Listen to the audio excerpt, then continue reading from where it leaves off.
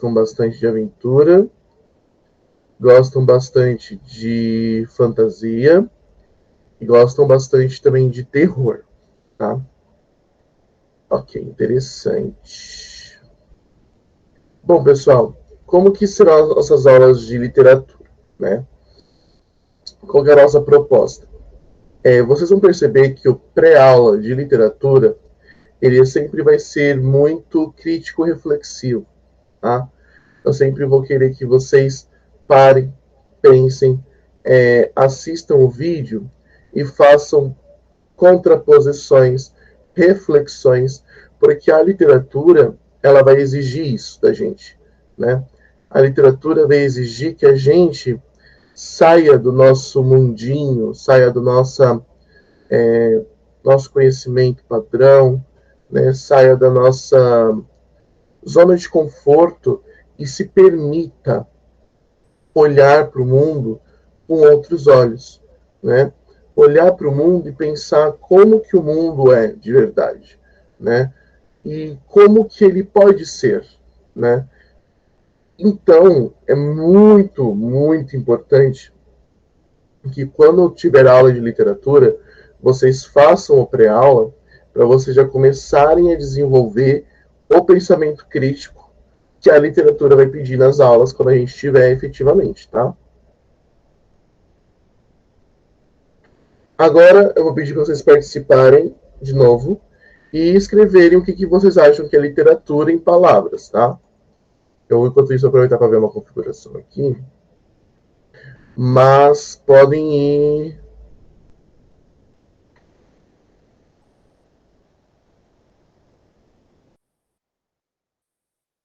Pronto, acho que o microfone até melhorou um pouco agora.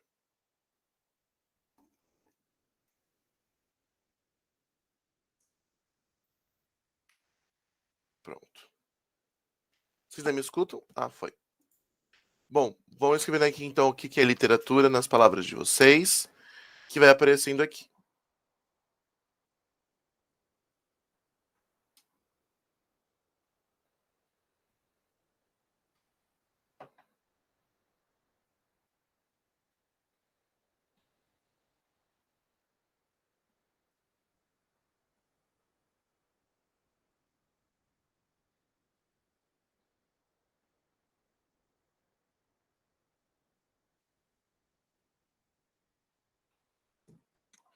É interessante. Desenvolvimento, emoção, questionar, inspiração, história, cultura. Bastante gente colocou arte.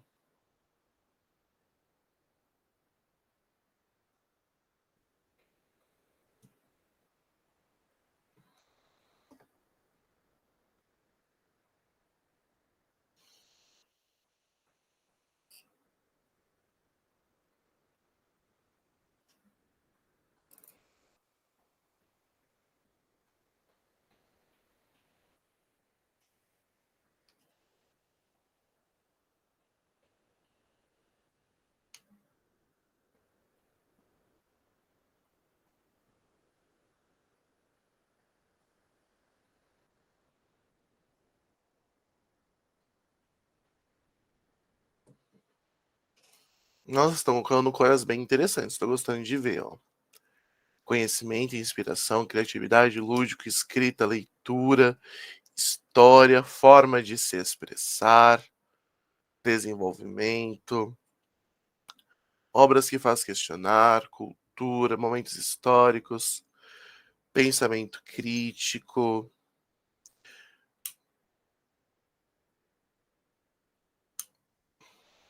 Interessante.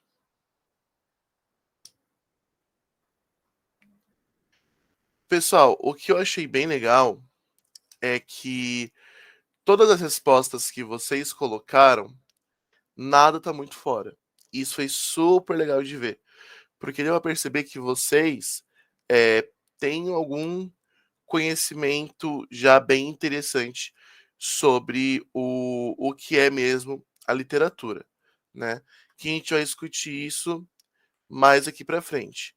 Mas o que eu achei legal é que história, leitura, arte e criatividade foram o que vocês mais colocaram.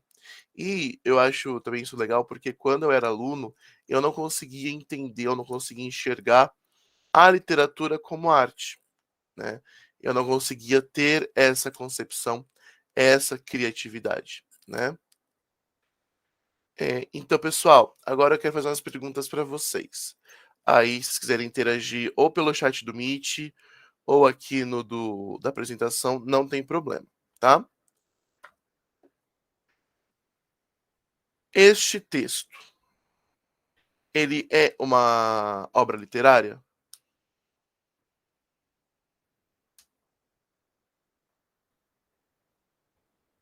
Ah, Flávio, obrigado, só vi sua resposta agora. Mas, tá, ok, vocês estão mandando que sim, mas por quê? O que justifica isso ser uma obra literária?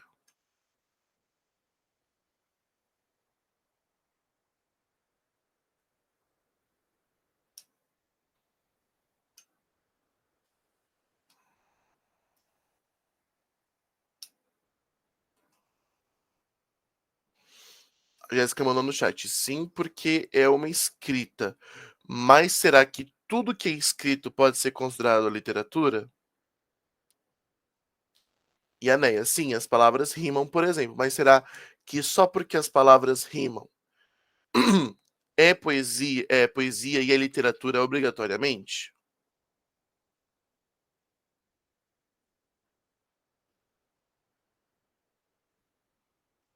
Se esse texto, né, é literatura, o que que faz ele ser?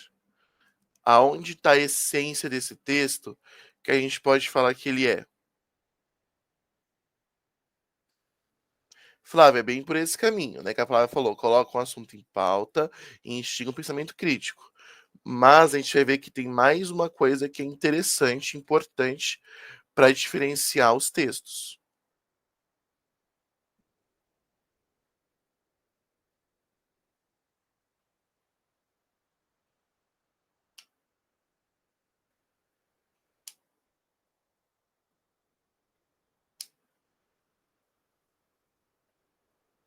O contexto também faz sentido.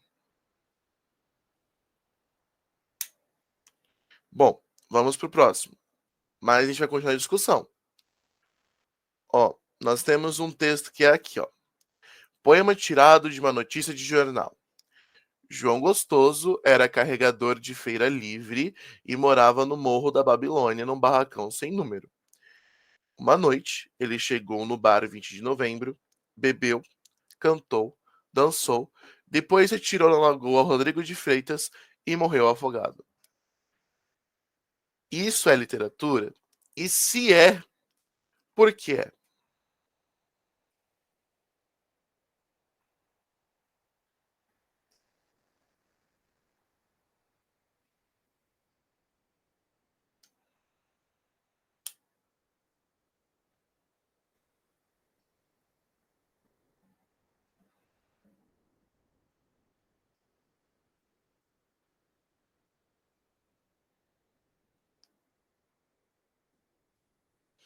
Ó, a Mariane falou assim, porque contém narrativa, drama e o ganha meio da descrição do fato ocorrido. Mas vocês não concordam que por conter narrativa, drama, descrição de fato ocorrido, isso não poderia ser uma notícia também? Não faria sentido ser uma notícia?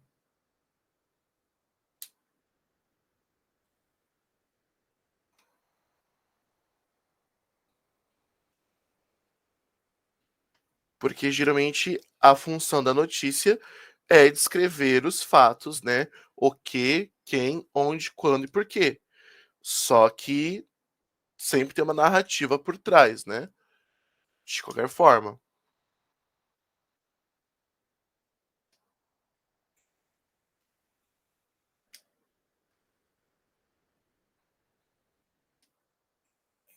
E aí, gente?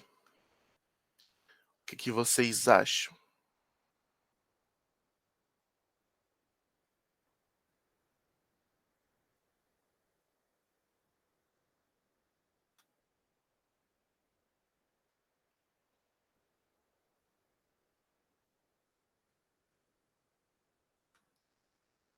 Bom, então vamos para o próximo. Pessoal, essa é uma questão retirada da Unicamp, né? É...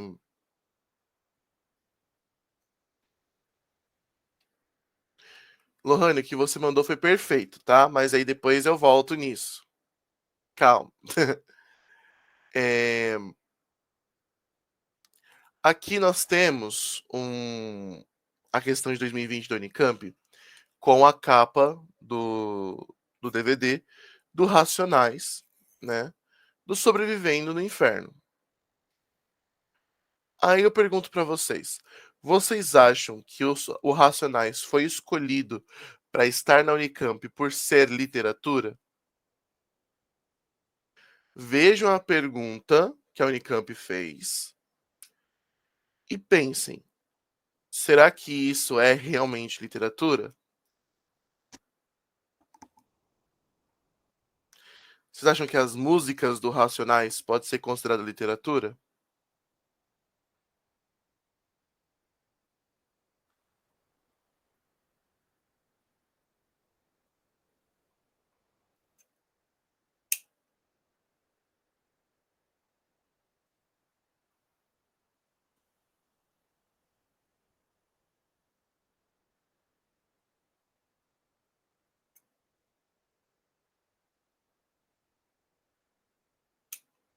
A Gi mandou sim, pois retratam vivências, ok?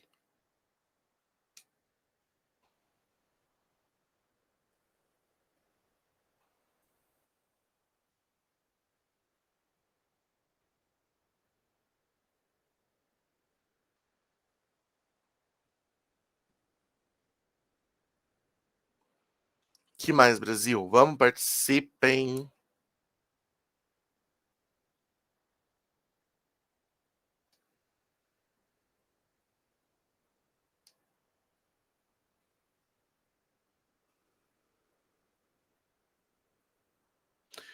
Bom, então vamos seguindo. Depois eu volto para falar um pouquinho melhor sobre.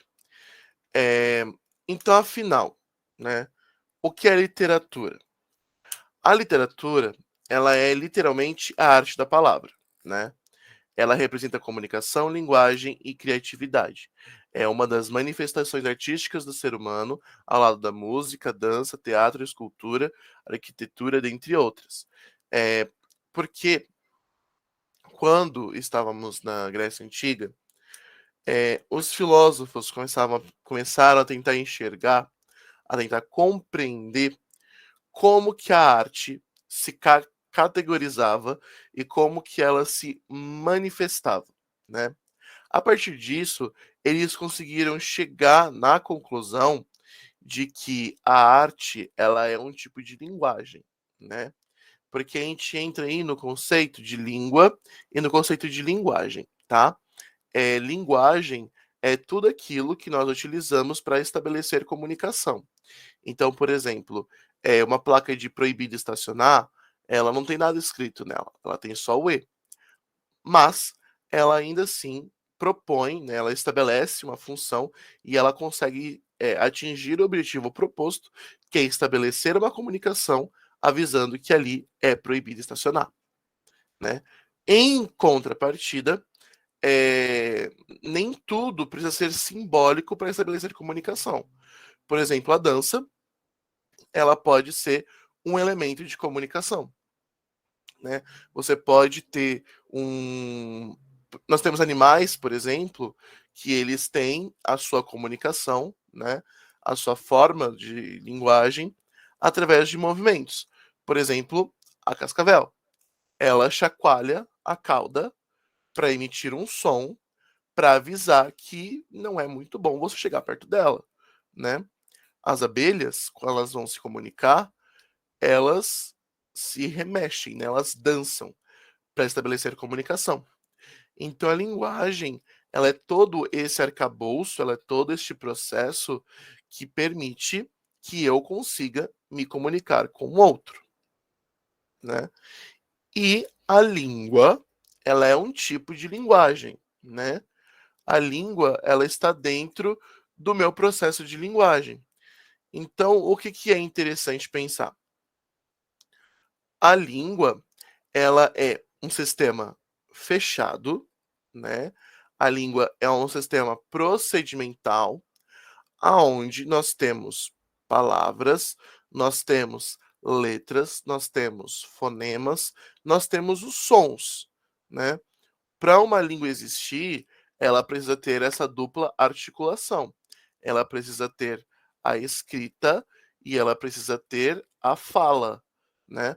Então, se uma língua, por exemplo, ela não tem som ou os seus falantes desconhecem os sons que a fala, que a língua produz, a língua morre, né? A língua cai em desuso, que é o caso, por exemplo, do latim.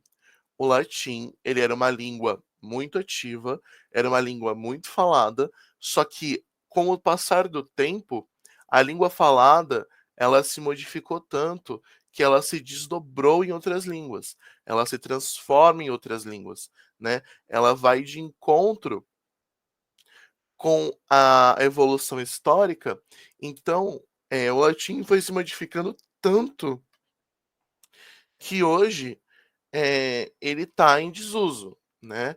O latim eclesiástico, que era o latim escrito, a gente tem acesso, né? A gente consegue fazer o levantamento, a gente consegue aprender até esse latim escrito. Porém, a gente percebe uma coisa quando a gente estuda línguas ou linguagens, né? Que a fala, né? Ela nunca vai corresponder à escrita, né? E vice-versa. Então, eu escrever um texto, ele não necessariamente, né, o meu texto escrito, ele não necessariamente vai corresponder com a minha fala. Então, pode ser que eu escreva o texto de um jeito, mas a minha fala, a minha leitura, faça de outro, né? E além disso, as palavras, os usos, eh, a forma como a língua como um todo se estrutura, se manifesta, se apresenta de formas diferentes, né? Então é muito interessante a gente parar para analisar, por exemplo, se a gente pegar aqui, eu tenho aqui fácil, o Vidas Secas, né? Do Graciliano Ramos. Se a gente pegar aqui só o comecinho, né? Não, melhor, eu acho que o que vai dar mais impacto para vocês vai ser o Iracema, do José de Alencar, ó, que é este livro aqui. Não sei se vocês já ouviram alguma coisa desse livro, mas o José de Alencar escreve assim: Verdes mares brávios de minha terra natal, onde canta a jandaia nas frondes da Carnaúba. Verdes mares, que brilhais como líquida esmeralda aos raios do sol nascente, perlongando as alvas praias ensombradas de coqueiros. Serenai, verdes mares, e alisai docemente a vaga impetuosa, para que o barco aventureiro manso resvale à flor das águas. Onde vai a folta jangada que deixa rápida a costa cearense, aberta ao fresco terral a grande veia? Onde vai com branca Alcione, buscando o rochedo pátrio nas solidões do oceano? Três entes respiram sobre o frágil lenho que vai singrando veloz mar afora. Um jovem guerreiro cuja tez branca não cora o sangue americano. Uma criança e um rafeiro que viram a luz no berço das florestas e brincam irmãos, filhos ambos da mesma terra selvagem. Então vocês conseguiram perceber como só o começo desse livro, que é um livro clássico da nossa literatura, a língua também, ela era muito diferente, né? Então, quando os gregos começam a fazer esse levantamento de perceber, nossa, mas a língua ela é de um jeito, mas quando eu quero fazer uma obra literária, eu escrevo de outro, eu uso outras palavras, eu uso outras formas, eu uso outros caminhos, eles começam a perceber o que a literatura ela vai ser um estilo de arte, né? Da mesma forma que a música, ela pode ou não ser arte, né? A música não obrigatoriamente precisa ser arte, né? A dança, ela não obrigatoriamente precisa ser arte, mas ela pode ser, assim como o teatro, assim como a escultura, assim como a arquitetura, dentre as outras linguagens que com o tempo hoje nós temos diversas linguagens, né? E aí o Afrânio Coutinho escreve assim: a literatura é, assim, a vida, parte da vida. Não se admitindo, possa haver conflito entre uma e outra. Através das obras literárias, tomamos contato com a vida, nas suas verdades eternas, comuns a todos os homens e lugares, porque são as verdades da mesma condição humana. Então, o que o Afrânio Coutinho diz com esse trecho, né? A gente consegue viver a nossa vida e a vida de diversos locais, de diversas pessoas, de diversos momentos históricos, talvez de momentos que ainda nem existiram, né? Como o caso de você ler o, o Duna, como você lê livros que são futuristas, né? Como você lê Eu, Robô, você lê os livros do Isaac Asimov, né? Você consegue tanto viajar para o futuro quanto para o passado. E também fazer uma análise mais crítica do seu presente, dependendo da obra que está ali sendo trabalhada, né? Então, a literatura ela tem esse poder, né? Ela tem essa característica de conseguir fazer essa viagem, de conseguir fazer este processo, de conseguir fazer toda essa transformação no nosso eu e no nosso dia a dia.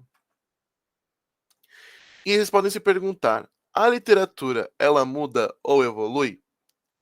Sim, né? A literatura vai mudar, ela vai evoluir, né? Como o tempo passa, as coisas mudam, a sociedade muda, eh, nós temos a cultura mudando, pensamentos mudando, desejos mudando, ideologias mudando, né? Então, assim também seria com a literatura. E o que é mais interessante nessa ideia da mudança da literatura é que isso fica muito evidente nos livros e isso não é combinado, né? Os autores não chegam e falam: "Ai, vamos começar a escrever assim agora, acho que ficaria mais legal". Não, é algo muito fluido, né? A sociedade, ela se manifesta de uma forma que faz com que os próprios autores também mudem a sua manifestação, né? Também mudem o seu processo, também mudem a forma como eles trabalham, produzem, né? Como que eles encontram o seu caminho, como que eles podem fazer o seu registro, né, da sua sociedade. Porque, por exemplo, novamente, usando o Iracema como ponto de exemplo para vocês, se vocês estão conseguindo mostrar aqui. O Iracema, o que é legal desse livro? O José de Alencar tentou trazer de volta, né, trazer em discussão o mito do surgimento dos povos do Ceará, né? Como que o Ceará surgiu, como que o Ceará se construiu como estado, como sociedade, como realidade, né? Então ele vai e ele cria essa história do Iracema. Então mesmo as pessoas da época dele, ali no final do século XVIII, elas precisavam, né, lendo o livro, elas conseguiam viajar para dentro da obra, né? Elas conseguiam também degustar essa sensação de passado, de conhecimento, de histórico, né? E outra coisa que a gente vai perceber dentro da literatura é que os movimentos eles fazem um efeito que nós chamamos de pêndulo, né? Como assim? Ele rompe com as propostas do passado, né? Mas ele precisa ir até o movimento anterior. Ele vai no movimento anterior, pega informações, ele rompe o movimento anterior, ele rompe o atual e cria um novo. Então nisso ele faz um movimento pendular. né? Acho que aqui é isso. E aí vocês podem se perguntar, para que serve a literatura? A literatura serve literalmente para tudo, né? Quando eu estou me sentindo triste, quando eu estou me sentindo para baixo, quando eu estou me sentindo depressivo, me sentindo melancólico, me sentindo com sensações ruins, eu vou lá, eu pego um livro e leio. Pode ser que eu leia um livro mais feliz para ver se eu consigo jogar o meu psicológico lá para cima de novo, ou pode ser que eu leia um livro mais triste para me jogar ainda mais na fossa, né? Ficar ainda mais triste, ficar ainda mais lá para baixo. A literatura ela pode servir também, por exemplo, para você ensinar na escola o seu aluno a ter pensamento crítico, né? Fazer o seu aluno ler mais, ler melhor, né? É uma opção. A literatura ela pode servir para você é, fazer um presente, chegar no seu ser amado, né? Você faz lá uma poesia bonitinha e dá de presente para o ser amado, né? A literatura ela pode servir também para marketing, você saber usar a literatura para fazer uma venda, para você convencer o outro a comprar o que você quer, né, que ele compre. A literatura ela tem uma infinidade de possibilidades. Ela tem ela tem muitos caminhos. Ela tem muitas possibilidades, né? Então, quando a gente se pergunta para que serve literatura, cada um de nós vamos ter uma resposta. Cada um de nós vamos achar uma solução. Cada um de nós vamos de encontro e vamos conseguir, cada um, criar uma resposta para essa pergunta. Porque não tem como eu chegar aqui para vocês e ficar 1 hora falando para que serve a literatura, se você próprio não consegue enxergar a importância da literatura. Então, você enxergando essa importância, você encontrando essa importância, você mesmo localizando no seu eu para que serve essa literatura, isso já modifica todo o seu sistema. Porque, pessoal, a literatura ela vai ajudar você a ler melhor, ter pensamento crítico, isso é indiscutível. Só que quando você for lá fazer o Enem, não importa se é uma questão de biologia, se é uma questão de matemática ou se é uma questão de história. O Enem traz textos, o Enem traz leitura. O Enem precisa que vocês façam essa leitura, que vocês tenham essa compreensão, né? Essa assimilação além do texto, né? Porque ler o texto todo mundo vai ler, todo mundo que vai fazer o Enem é alfabetizado, todo mundo sabe ler e escrever. Agora, ter uma profundidade daquele conhecimento, ter uma absorção clara e profunda de leitura, não são todos os seus colegas que vão lá fazer a prova que vão ter esta concepção. Por isso que você trabalhar literatura na sua vida, você trazer a literatura para si, você trazer essa literatura para dentro do seu dia a dia, nos demonstra o quê? Que você consegue trazer o pensamento crítico, trazer essa absorção, trazer este processo de reflexão, mas prática também, né? Você conseguir absorver todo este processo e conseguir exteriorizar, conseguir colocar isso para a prática, colocar isso para fora, colocar isso, transformar isso em algo palpável, né? Por exemplo, hoje a gente vai fazer no final da aula um exercício que nem é o pós-aula ainda, mas eu vou pedir para vocês fazerem pelo Classroom, que já é para ver se vocês já conseguem ter esse timing da literatura, né? Que aí eu também sei mais ou menos como por onde trabalhar. E aí vem a outra pergunta: Para quem serve a literatura? Para quem? Para quem é rico? Para quem é pobre? A literatura, ela é para todos. Exatamente, foi o que você mandou aqui no balãozinho. A literatura é para todos, sem exceção. O direito à literatura, o direito ao conhecimento, ele é inegável, né? Então, você ter acesso a um livro bom, a você ler, todos nós temos esse direito, né?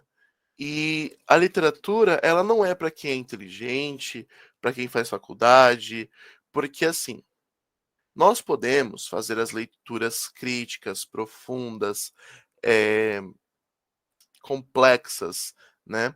Por exemplo, eu vou até mostrar para vocês. Eu comprei um livro que eu dou aula em outro cursinho também, que é o da UFABC. Porque a gente vai fazer um aulão sobre esse livro, que é o Seminário dos Ratos, né? Que é um livro da Unicamp. Então, eu vou ler esse livro com este propósito. Então, eu tenho que trazer, eu preciso proporcionar essa discussão crítica profunda, né? Sobre análise do texto, análise dos personagens, análise do enredo, proposta do texto, proposta de enredo. Porém, entretanto, todavia, você que vai ler com fruição, você que vai ler por prazer, você que vai ler por gosto, né? Você não obrigatoriamente precisa fazer isso. Você pode ler só para curtir o texto, né? Que às vezes a gente fica, mas eu sou tão burro, eu vou ler um livro tipo Dom Casmurro, sabe? Eu vou ler um livro tão inteligente, mas eu sou tão tapado, né? E eu pensava muito nisso também quando eu tinha a idade de vocês. Só que não precisa seguir assim, porque não necessariamente eu preciso ter esses pensamentos profundos, né? Esses pensamentos puramente reflexivos, esses pensamentos puramente analíticos. Não, não precisa, né? E aí vem a concepção, e acho que essa é uma das partes mais importantes da nossa aula, que é o que é o texto literário. Por quê? O que caracteriza efetivamente um texto literário, né? É o que nós chamamos, né, de literariedade, né? A literariedade é um conceito que nós usamos para identificar um texto literário e o texto não literário. O que ela é, né? Ela se caracteriza como um processo de desenvolvimento do próprio texto, como o processo de, na verdade, a literariedade ela começa no pré-texto, é antes do texto propriamente dito ser produzido. Então, nós vamos lá, escrever um texto, você fala, vou fazer uma poesia. Aí você fica, tá, minha poesia vai ser sobre o quê? Minha poesia vai ser sobre amor. Tá, mas aonde eu quero chegar? Qual palavra que eu quero usar? Quais rimas que eu vou usar? Que palavra rima com qual? Onde que eu vou pôr as minhas rimas? Este processo de você pensar, refletir, analisar e ficar, como que esse texto pode ser mais artístico, né? Isso é a própria literatura, né? Isso é a própria literariedade. E é isso que caracteriza um texto ser literatura. É o seu processo. É como você fez o levantamento, é como você produziu aquele texto, né? É como você é, fez literalmente o passo a passo e o caminho para que aquele texto pudesse surgir, para que aquele texto pudesse nascer. Então, a gente vai perceber, por exemplo, que a gente vai lá, vamos pegar aqui, ó, o texto do Vinícius de Moraes. É claro que a vida é boa. E a alegria, a única e indizível emoção. É claro que te acho linda. Em ti bendigo o amor das coisas simples. É claro que te amo e tenho tudo para ser feliz, mas acontece que eu sou triste. Então vocês percebem que o Vinícius de Moraes, ele não jogou essas palavras aí à toa, né? Essa estrutura, ela não foi escolhida à toa, né? Que ele tem ali ele fala é claro 3 vezes, né? Para mostrar uma certeza, para mostrar uma afirmação, mostrar que ele tinha certeza desse processo. Então, você pode perceber isso como a literariedade do texto, como a forma de você produzir efetivamente esse texto. E o que é o texto não literário? Ele não é um texto pior do que um texto literário, né? Não é porque o texto não é literário que ele é ruim, mas ele não possui literariedade. Então, dessa forma, não há valor artístico na sua produção. Ele não foi produzido com o propósito de ser artístico, né? Ele não foi produzido com o intuito de ser artístico. Então, o texto não literário, né? Ele não é arte, literalmente, tá? Pessoal, ficaram com alguma dúvida? Porque agora nós vamos fazer um exercício lá pelo próprio Classroom, tá? Porque hoje a nossa aula ela vai ser um pouquinho mais rápida, porque daqui a pouco vocês têm a atividade de extensão que a Eliane convidou vocês, né? Que a professora Eliane achou interessante vocês participarem. Eu também acho muito legal que vocês estejam lá. Então, eu vou postar lá no Classroom agora. E eu já vou ficar lá acompanhando com vocês o que vocês forem respondendo, tá? Pessoal, alguma dúvida? Podemos seguir para nossa atividade no Classroom?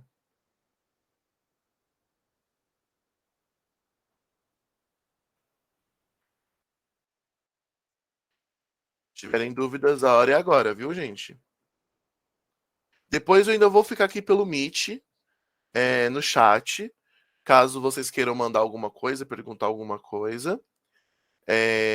Mas eu vou colocar lá agora a atividade, mas ele é o nosso pré-pós-aula, tá? Ele ainda não é o pós-aula. Mas qual que é a proposta, pessoal? Vocês vão fazer o levantamento para mim de 2 textos que vocês quiserem, tá? Um texto ele tem que ser literário e vocês vão justificar por que que esse texto é literário e vão separar um texto não literário e vão escrever por que que ele é não literário, tá? Só que, pessoal, assim, por gentileza, eu gostaria que vocês desenvolvessem a capacidade de argumentação de vocês. Então, não mandem assim no Classroom. Ah, é literário porque é. É literário porque sim. Não. Eu gostaria que vocês escrevessem bastante, assim, que vocês utilizassem o português que Deus deu para vocês e vocês colocassem mão na obra ali e escrevesse, né, realmente justificando, tá? Então eu vou só finalizar aqui a atividade que eu não finalizei para poder postar ela para vocês.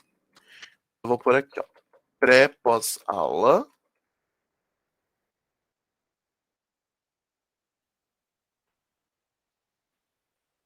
Introdução à literatura. Apresentar 2 textos no campo de comentários. Podem colocar no campo de comentário mesmo, viu, gente? Não precisa criar um arquivo, porque aí é legal que vocês podem conversar entre si também, se vocês quiserem no fórum, né? Apresentar 2 textos no campo de comentários, sendo um literário e um não literário. Justificar as escolhas e a literariedade dos textos. Data de entrega hoje.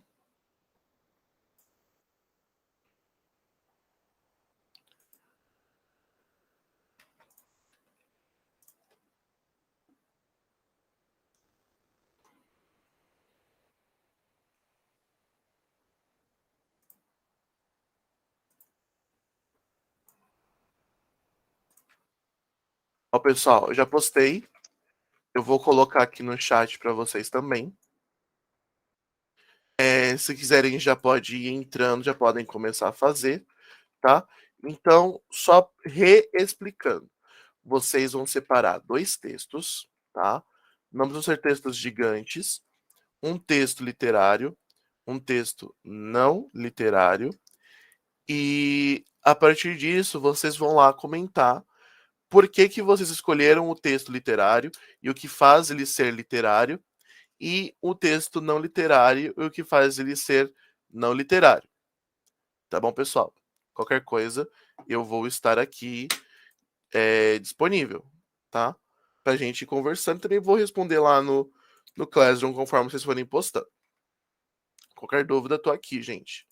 Vamos lá pôr a mão na massa. Mas é para fazer agora, viu, gente? Eu vou aproveitar, não é para ficar saindo da reunião. Aproveite esse momento para vocês fazerem a atividade.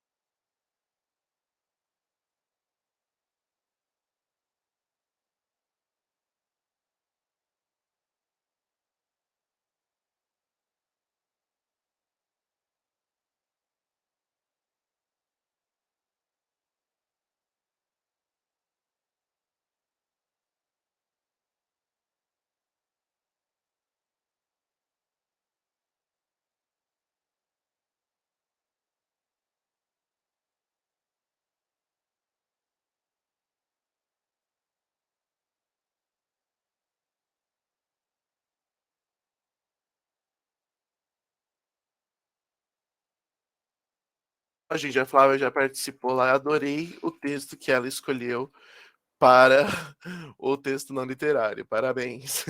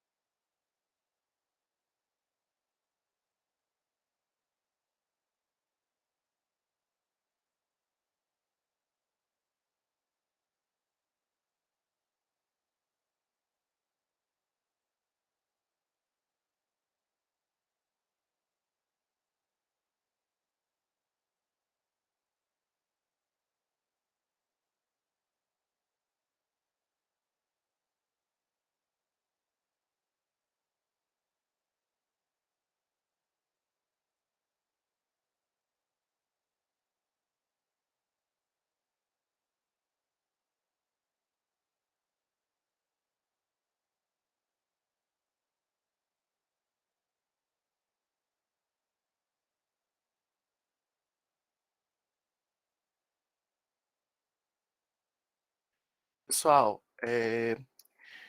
eu vou encerrar a aula por aqui. Aproveitem esses minutinhos para beber uma água, ir no banheiro, comer alguma coisa, em vez de tomar um café da manhã. Caso não queiram, vão comer ou ir no banheiro, terminem a atividade, tá? Daqui a pouco eu já vou postar o pós-aula.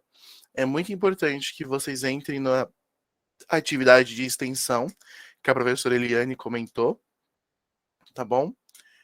Pessoal, foi um prazer estar com vocês hoje, tá bom? Vocês vão acabar me vendo mais vezes por aqui, então até mais, um beijinho, bom descanso aí para vocês, para quem vai curtir o intervalo, e até daqui a pouco lá no ciclo de extensão, que eu vou estar lá também, tá bom? Um beijo, bom descanso, podem sair da reunião já. Galera, só um aviso.